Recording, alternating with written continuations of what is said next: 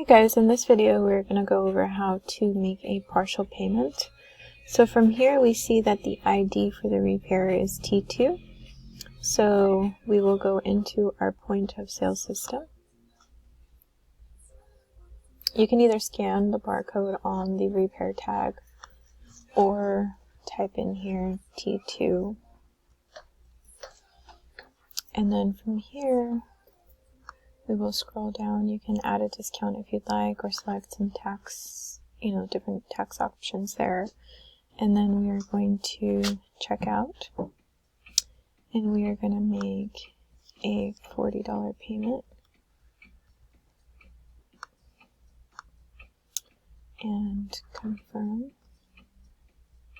This pops up again because there's a customer facing screen that can approve or not. If you don't have that set up, then just proceed anyway. And now you have made a partial payment.